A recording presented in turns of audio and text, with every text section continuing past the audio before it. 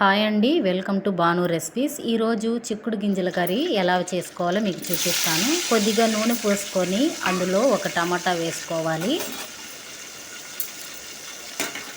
నేనైతే ఒక టమాటా వేసుకున్నాను.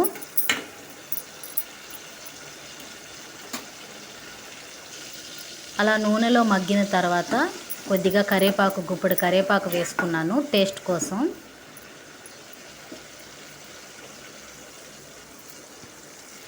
ఒక ఉల్లిపాయ వేసుకున్నాను.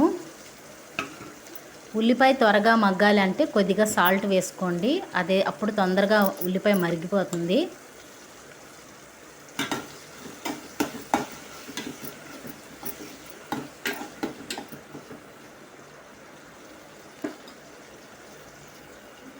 ఇలా కూర దగ్గరికి వచ్చిన తర్వాత కొద్దిగా పసుపు వేసుకోవాలి,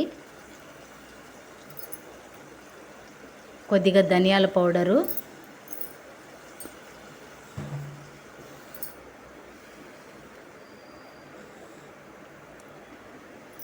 కొంచెం కారం వేసుకోవాలి. వేసుకొని ఇలా దగ్గరికి రావాలండి కూర మొత్తం.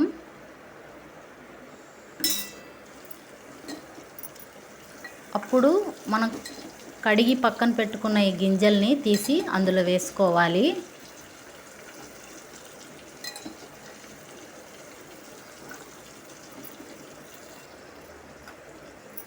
ఇలా మొత్తం ఆ మిశ్రమంలో బాగా కలుపుకోవాలి. ఓ 10 నిమిషాలు వదిలేసిన తర్వాత ఒక హాఫ్ గ్లాస్ వాటర్ పోసుకోవాలి, ఎందుకంటే అవి మెత్తబడాలి కదండి. ఇలా గ్రేవీ దగ్గరికి వస్తుందండి.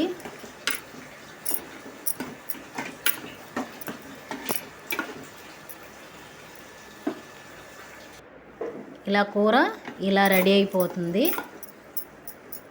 అంతేనండి, చిక్కుడు గింజల కర్రీ రెడీ అయిపోయింది. Thank you.